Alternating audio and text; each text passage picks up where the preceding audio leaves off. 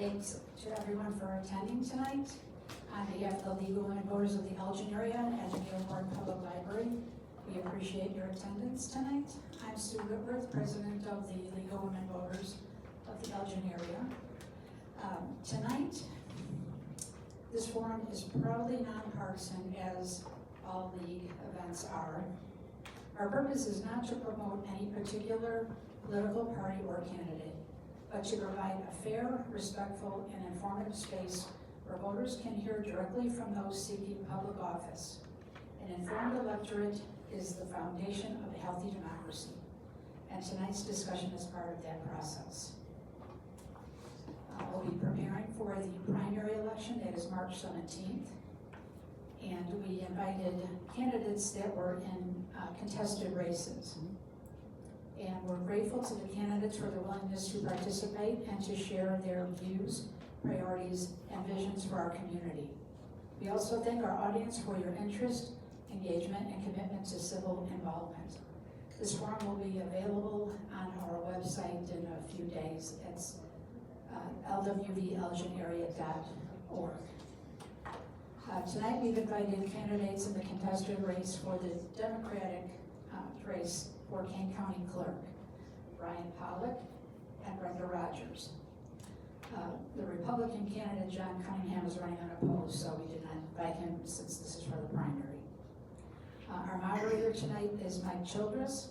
He's a member of our League of Women Voters of Roselle, Bloomingdale, so he is outside of Kane County. Mike is also president of the NAACP of DuPage chapter and beyond. It's also part of Kane County. The format and the ground rules for this forum were designated and to ensure fairness, equal opportunity, and respectful dialogue. We ask everyone, candidates and audience members alike, to help maintain a civil and instructive tone throughout the evening. Candidates tonight will have a 2-minute opening statement, followed by 1-minute answers to all of our questions. And we also have a 1-minute closing at the end.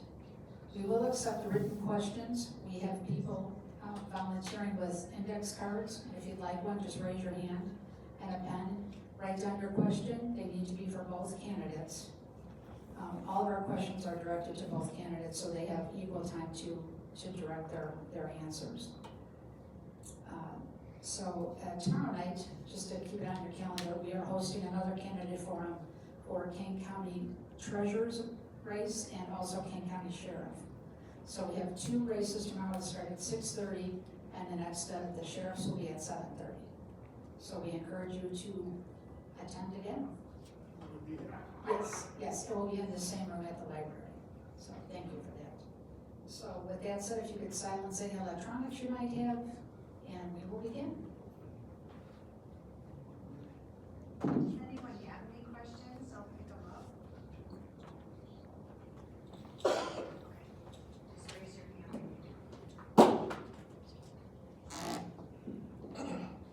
Okay, welcome. Again, I am Michael Childress, and I am the president of DuPage County NAACP. It also covers Kane County, Kendall County, Will County, and Northwest Cook County also. So we have the largest footprint in the state of Illinois. And with that, I'd like to welcome our candidates. We'll start with Mr. Pollock. Brian Pollock. Each candidate will have 2 minutes to have their opening statement, and then we'll bounce back and forth as the questions flow. You have 1 minute to answer each question, and then the closing statement will be 1 minute also. Okay?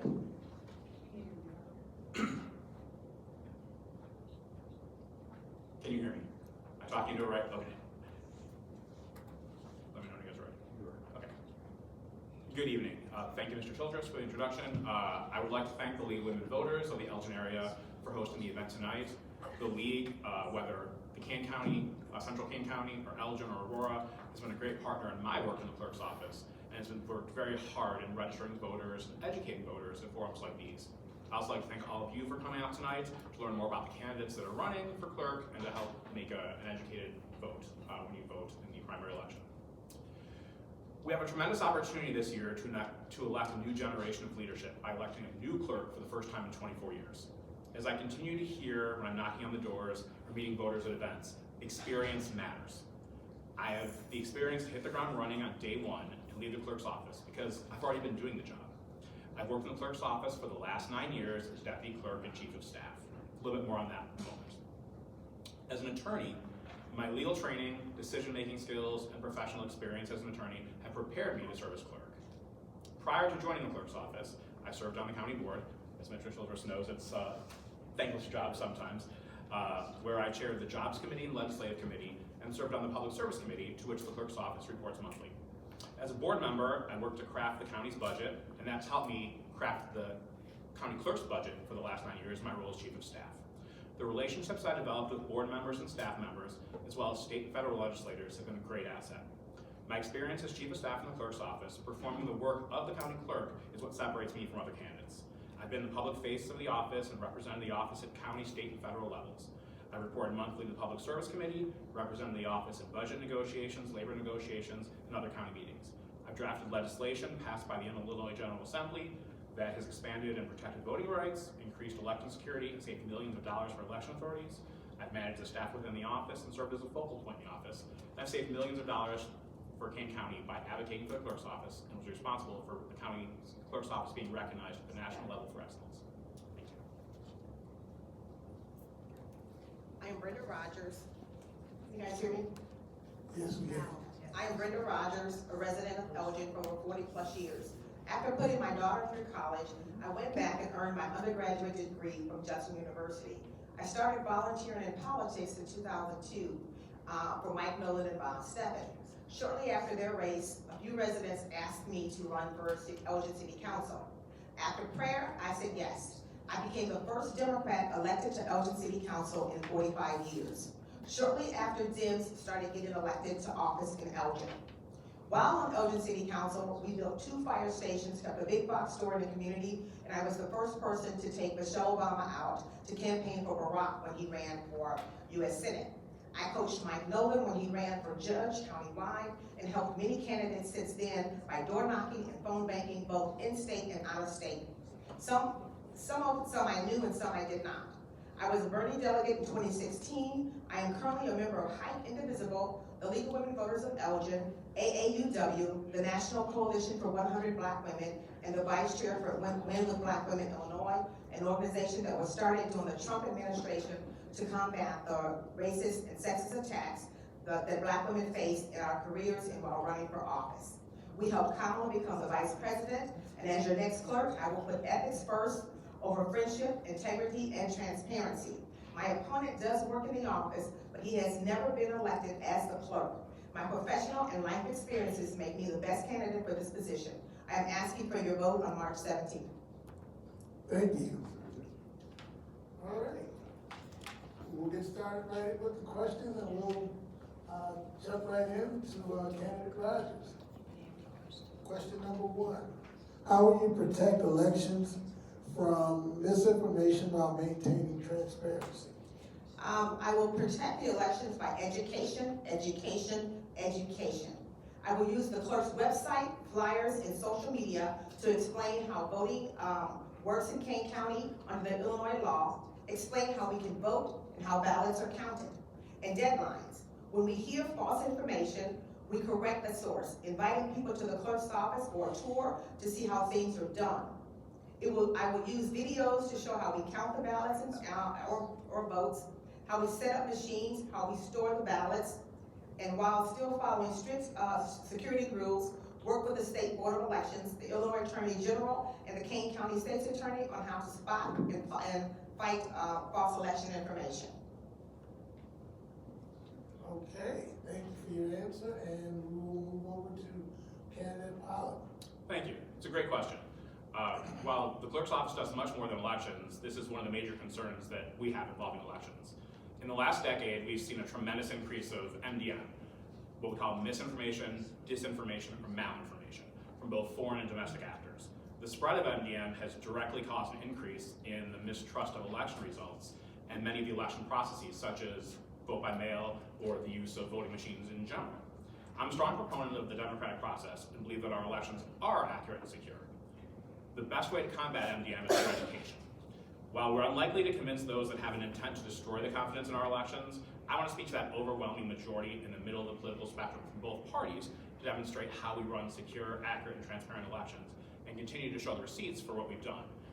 We've done many speeches, and we'll talk about this a little later, but I've actually spoken in this room to public groups about the election process and about how it's safe and secure. It's performances like this that help. Thank you, candidate Pollock. Next question will go to you. What improvements, if any, would you be making to early voting and mail-in voting processes? Voting rights are civil rights. In my 9 years in the clerk's office, we've expanded both vote by mail and early voting.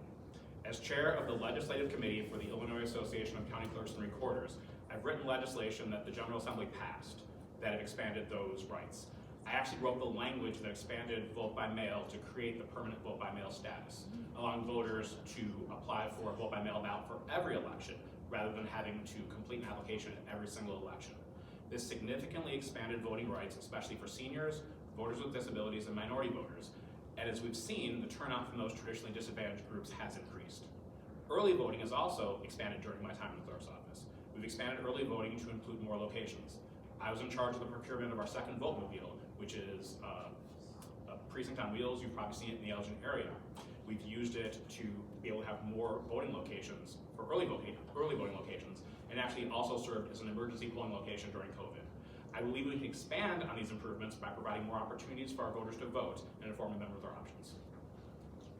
Well, with the new changes at the United States Postal Service regarding when the mail is postmarked, I would encourage people to mail their documents back as early as possible. Encourage people to track their ballots, and I would also use the website, print mail, social media to get the word out about these changes. I would include information when I mail the ballots out to the voters. How many of you know that the Kane County Clerk's Office has a new branch office in Elgin? I was there, I attended the December 17th location at 217 Point Boulevard.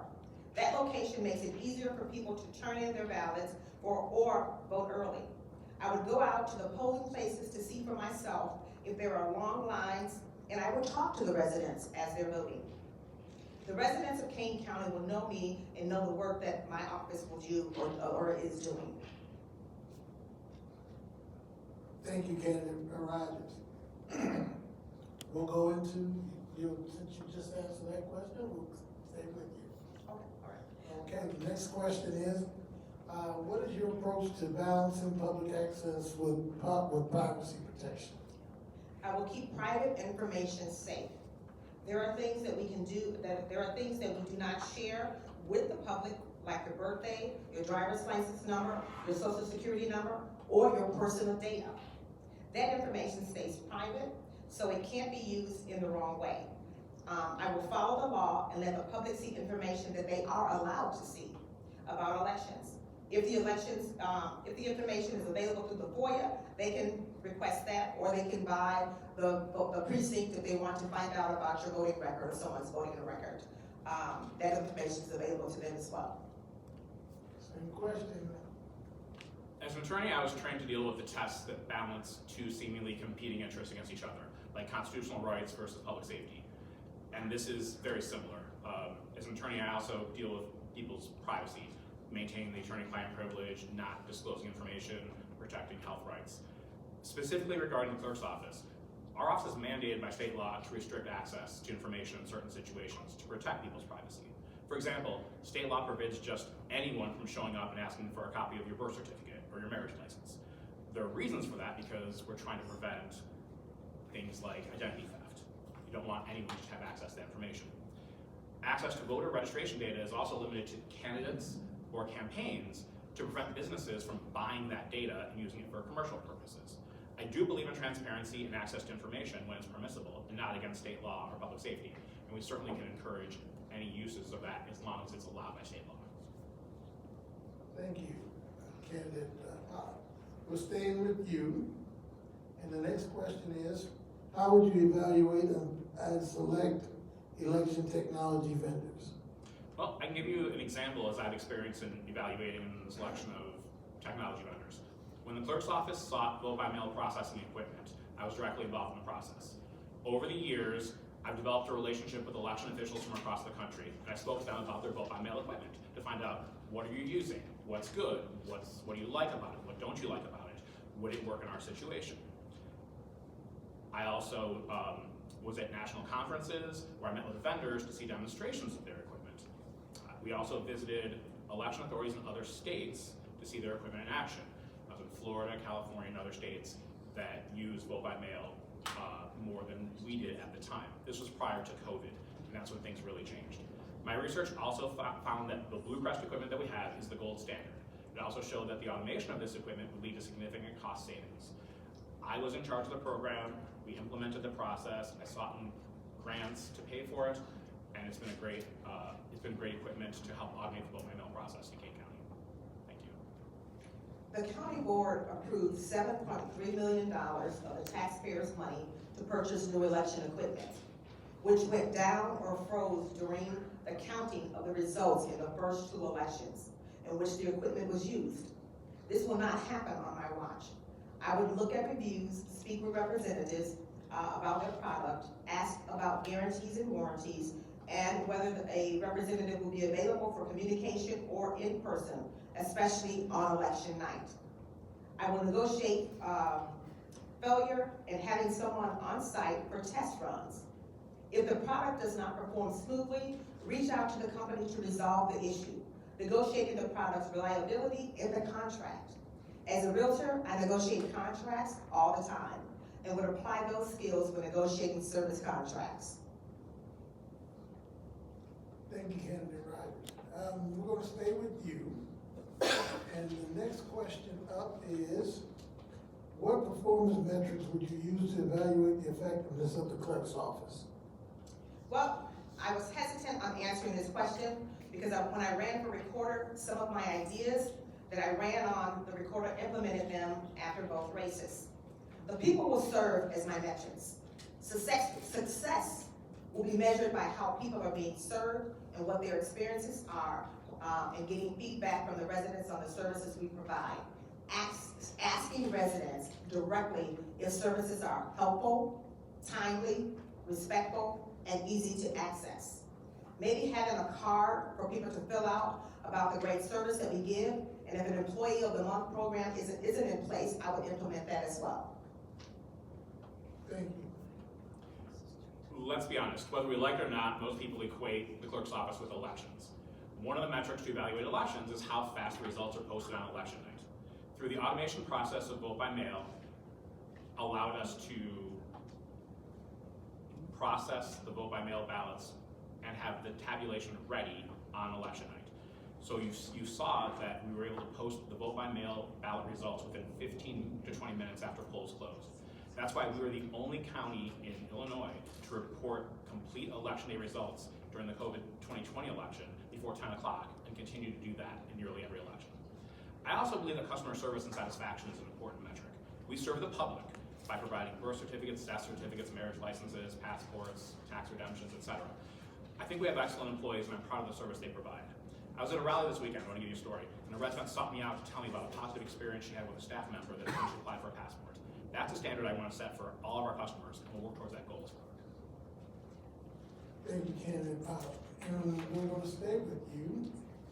And the next question up is, do you support independent audits of election processes? Why or why not? It depends what you mean by independent audits of election processes. The Illinois Election Code, which is our state law, the governing elections, prohibits independent third parties or outside audits. In other words, state law will not allow an outside party to come in, touch the ballots, conduct an independent or forensic audit. State law requires, though, a mandatory retabulation or audit of 5% of the precincts randomly selected by the State Board of Elections after each election, with results reported to the State Board of Elections. As chair of the Legislative Committee for the Clerks and Recorders Association, I've discussed legislative proposals that would allow for a risk-limiting audit that's used in other states, that it sets to a higher standard. We came close to get risk-limiting audits several years ago. I would also support an increase of that 5% amount. And I would consider doing it voluntarily, even without a statutory mandate. I believe we need to increase transparency, and I think this would help to increase voter confidence. Thank you. Kane Rodgers? All right. Being a Kane County clerk during this time is difficult. We need someone with tough skin who will make tough decisions for our residents. We have people who do not believe in our election process or fair elections. I can explain and show people we are fair, honest, and transparent. If allowed, yes, I would support independent audits. I will follow the Illinois law and state board of elections rules and encourage people to come in and be a part of the election process. Thank you, Candidate Rodgers. Right now, we'll stay with you, because it's an opportunity to expand on that with the next question. What steps would you take to build trust among voters who lack confidence in elections? I would listen to the residents' concerns, answer their questions, and treat them with respect. Use facts, not rumors. Share information from the State Board of Elections and the Kane County Clerk's office, so people are not confused by false information. Explain the voting process and how votes are counted. Follow ethics and integrity by doing the right thing and being honest. Be transparent and show that nothing is hidden. Making sure they know and can come in for tours and ask questions. Thank you. Candidate Pollock? As we discussed in the prior question, the increase in the misinformation has caused that mistrust of election results. And many of the things that we hold dear, like our use of election voting machines, voting by mail, early voting, etc. The best way that we've been able to combat that to the people that want to have an open mind is education. To show people that elections are secure and accurate.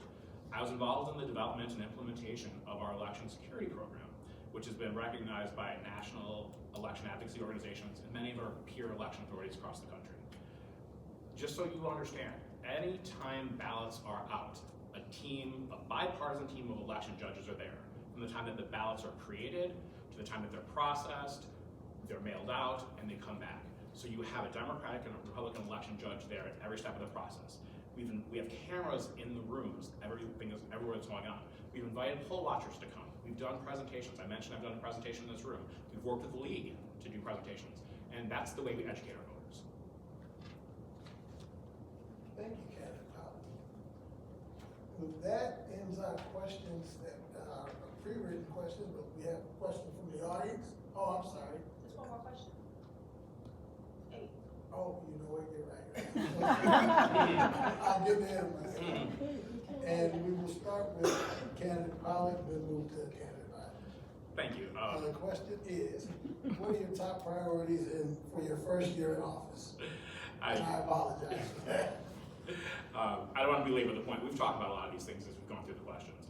I look forward to increasing transparency, continuing to expand our communication with residents and voters, and raise the already high bar for customer service. I've gone into these details, and so I'm not going to repeat them, so thank you. Okay, for me, again, education, education, education. Ethics, transparency, and integrity. Letting our residents know the services that the Kane County Clerk's Office provides, vital records, tax extensions, and elections. We have more people registered to vote as unassigned or independent than either party has registered. The number of those who do not vote outweigh those who actually vote. Informing our residents about the importance of their vote, and trying to build their trust so we can increase the voter turnout. Meeting people where they are, going into neighborhoods where there is no, where they're having a picnic or a party, and explaining to people the importance of their vote. Going into high schools and colleges and trying to explain to our youth about the importance of their vote and asking them to have the conversation with their parents at the dinner table. I will not be a secret Kane County clerk. Thank you, Candidate Rodgers. Okay, now we can jump into the audience's questions. First question up, what safety measures will be taken to ensure voters are not intimidated or afraid to vote this year? And we'll start with, we ended with Candidate Rodgers, so we'll start with her. Can you repeat the question again? What safety measures will be taken to ensure voters are not intimidated or afraid to vote this year? Well, I would encourage people to do the vote by mail or early voting. I would also let them know their rights in voting, and also if they need be, if they have to call the police, encourage them to do that. But I would not want them to stay away from the polls. Actually, I would encourage people as much as possible to get out and vote. Thank you, Candidate Rodgers. And Education and training. We train our election judges and our poll workers, and part of our training involves de-escalation training, so that judges, if you're dealing with a voter that is hostile, you're dealing with a poll worker that's hostile, to help our judges tone down the situation. We also have a program that we started with our sheriff's office and local police to do a circuit to the rounds. We've broken up our polling locations into different sectors, and we have those law enforcement doing the rounds, not to come in and intimidate, just to be available. If there's a situation where something is wrong, the voters as well as our poll workers know that there's someone from law enforcement that's close in the event you have some hostilities that break out or need someone to calm down the situation. But mostly it's training and education. Thank you. thank you. And we'll go right back to you again. Do people have to call or notify Kane County to get a mail-in ballot? So there's two different types of vote by mail. There's permanent. I mentioned that there's one application to be able to fill out that application and get a ballot mailed to you for every election, whether it's a primary, a general election, or a consolidated election.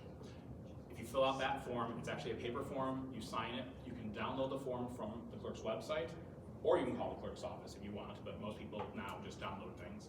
If you want to vote by mail for one election, we have an online app, or online portal. You go to the website and you can sign up for that vote by mail ballot, let's say for the March general or March primary election.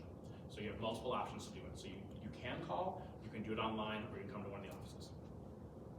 I have assisted people with both, with the online and also calling. So I would let the person choose whether or not they want to do permanent vote by mail or the one time, but encourage them to do it.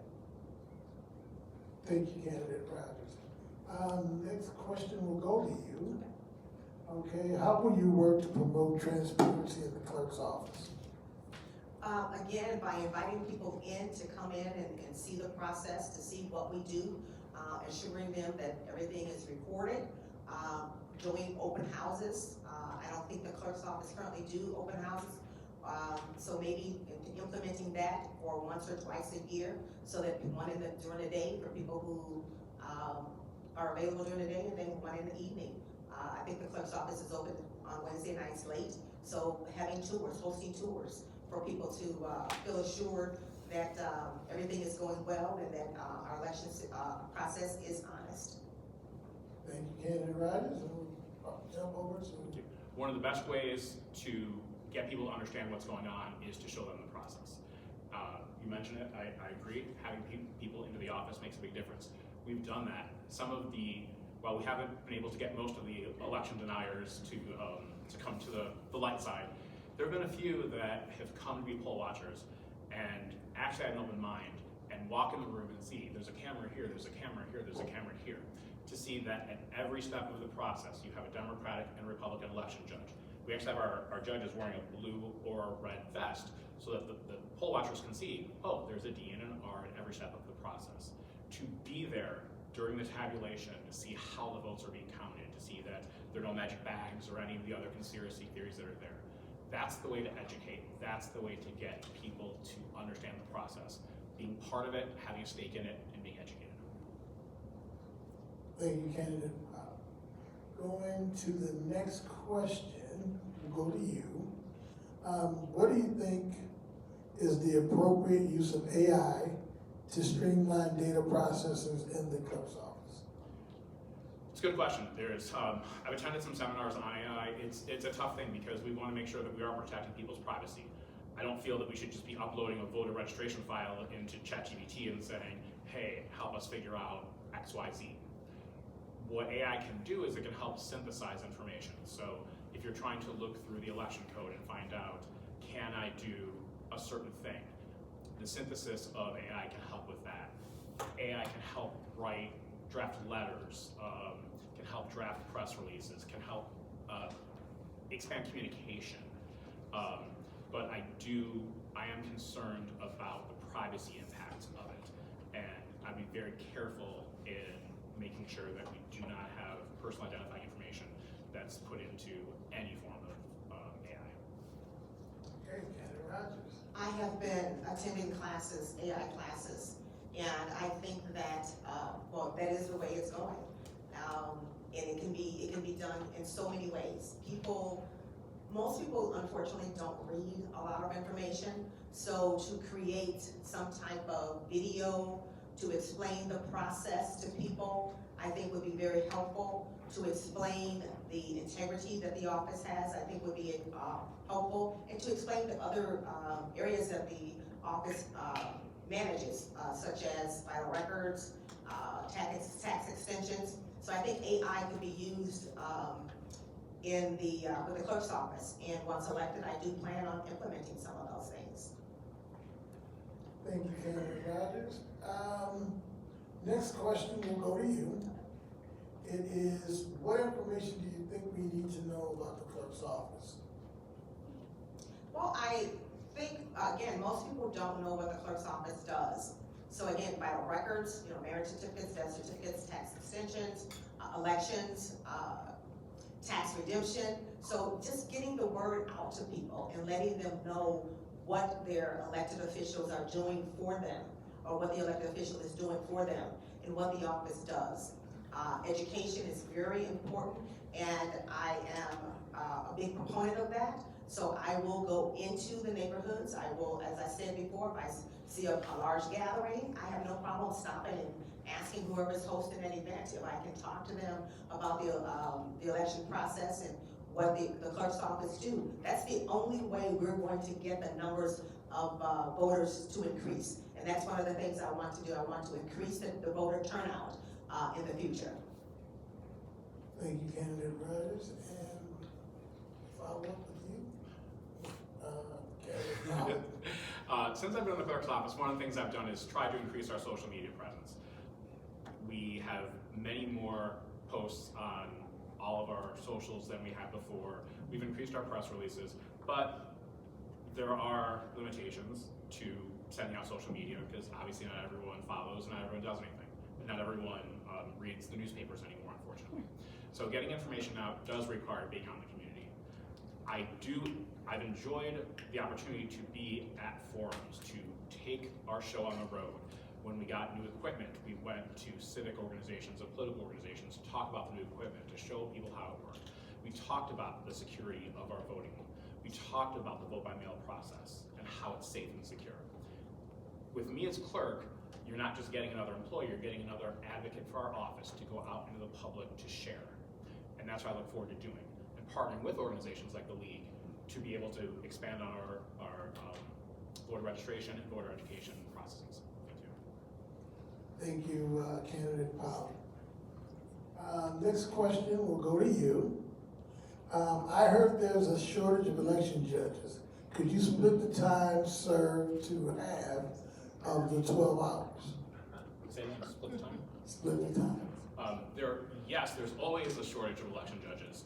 We're mandated by state law to have a certain amount of election judges per precinct. Right now, it is not currently possible to split the shifts. It is something that I would look into doing. The only issue we've had is, if someone's going to show up and they're going to commit to work those 12 hours, it happens. If someone says, I'm going to work half, and the person that follows up doesn't show up, we're in the same situation that we don't have. What I would look at would be partnerships with civic organizations and businesses to see if they could help sponsor a precinct. Instead of saying, okay, let's have you work a certain hour, if I know that XYZ company is going to commit to covering the polling location for that day, then okay, maybe you can split your shift, because I know that we have 12 people to cover those 5 spots that we need, or something similar. So there are concerns with that, but it is something we can look into.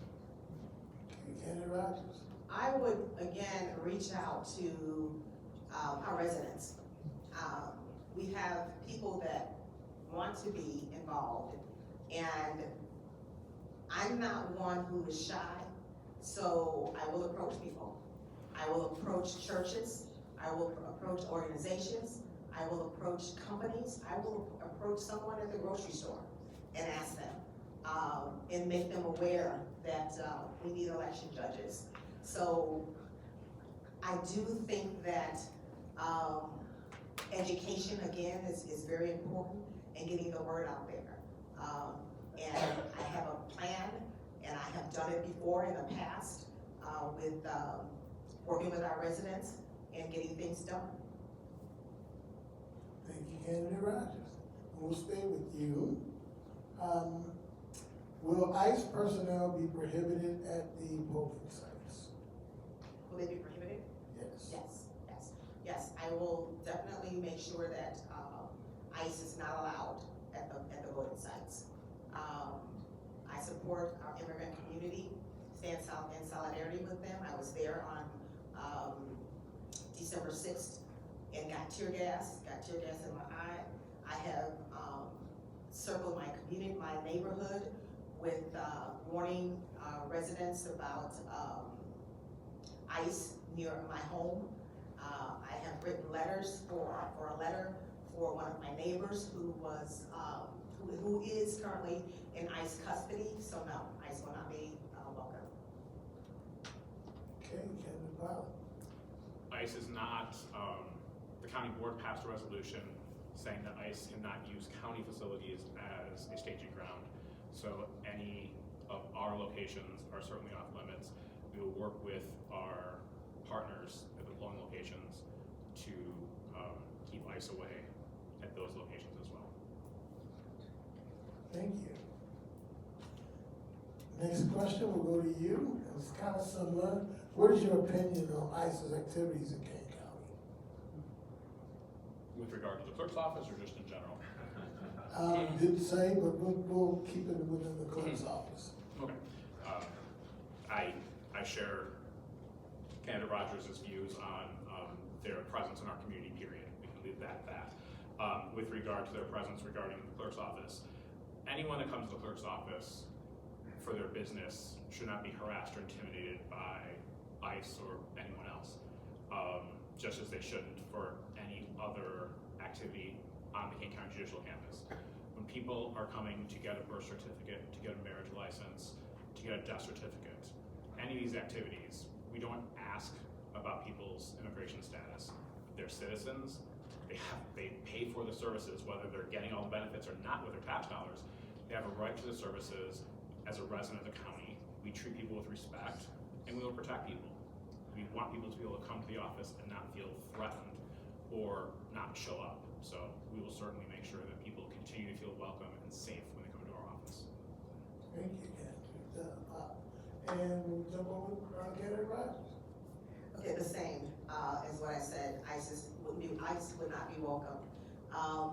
Just the thought of thinking that a child would go home in the evening and their parent isn't there, I can't imagine that feeling. So ICE would not be welcome. The job is to protect those who come into the office, protect those who are at our polling places. So I will do everything in my power to make sure that those individuals are protected. Thank you, Candidate Rodgers. And the final question is going to you. What do you see as the biggest challenge for the county clerk office this year? The biggest challenge, I think, again, the elections and getting people out to vote. I am very vocal, even though I'm sorry I lose my voice now, but I'm very vocal, and I will definitely encourage people going to different communities, going into different areas to encourage people to get out and vote. The next couple of years, we need someone who is going to be out there, who's going to be outspoken, to stress that message, and someone who can relate to people from every aspect of life. And I think I'm that candidate. Thank you, Candidate Rodgers. And next, right over to Candidate Pollock. I agree, elections will be, again, most people equate the clerk's office with elections. That's generally what we're judged on, and this is what we will be judged on. Turnout is important. We certainly want to encourage that. I'm proud that we have Vote Anywhere in Kane County, where you as a voter can, if you live in Elgin, you can vote in Aurora if you work in Aurora, or vice versa. We have some new programs that we're going to be implementing. I actually developed a program with that will help you be able to find out the wait times at the polling locations. We're working with some developers so that you'll be able to see, okay, what are the polling locations near me in Elgin, which one has the shortest wait time.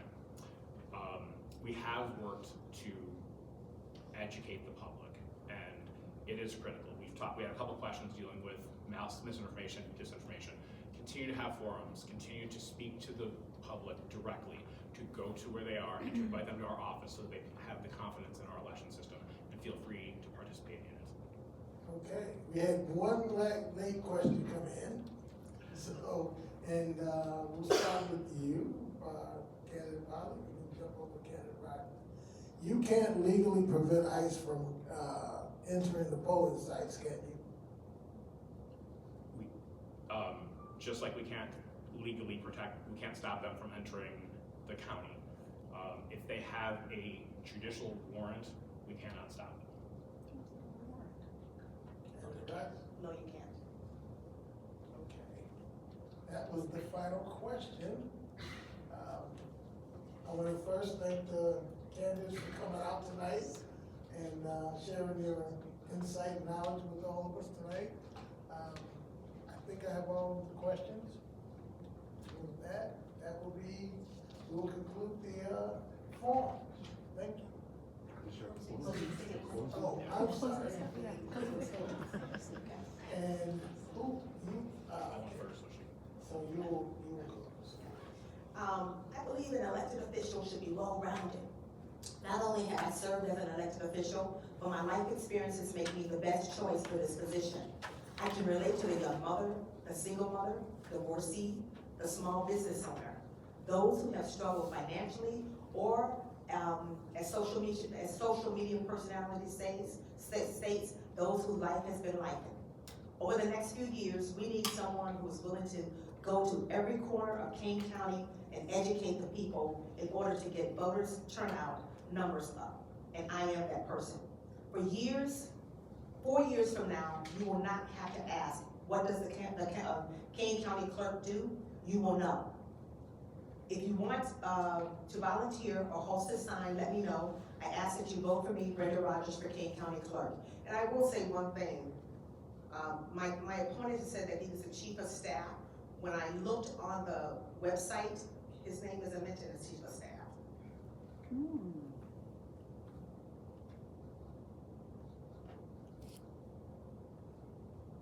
Okay. Thanks again to League of Women Voters for hosting this event. Thanks to the audience for showing up. I appreciate your coming out on this night to educate yourself. We're talking about voter participation and education. This is exactly how it gets done. So thank you for doing this. We want educated voters. We certainly want everyone to vote, but it certainly helps when you are educated yourself. In the history of Kane County is about to turn 190 years old on January 16th. In 190 years, we've had one Democratic county clerk. We have a great opportunity here to elect the second Kane County clerk that's a Democrat in its history. Experience matters. We talked about that a lot tonight. You have the opportunity to elect the candidate with the most experience, who's ready to hit the ground running, doesn't need training wheels, ready to go on day one. Election day is actually, the first day of election day is February 5th. You're thinking March 17th is election day, right? We have early voting in Kane County. We have 40 days of early voting. So the first time that people will be voting is less than a month away from right now. The clerk's office in in Geneva and Aurora will begin early voting on February 5th. If you've requested a vote by mail ballot, those ballots will be mailed out starting on February 5th. So we really have 40 election days. So it's a lot sooner than you think.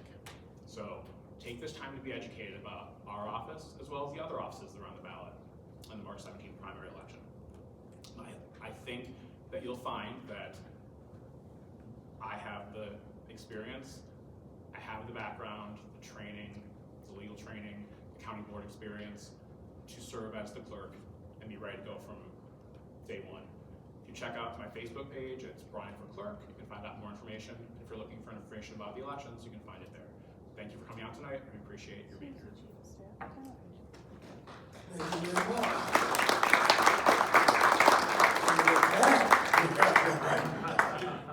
Thank you very much.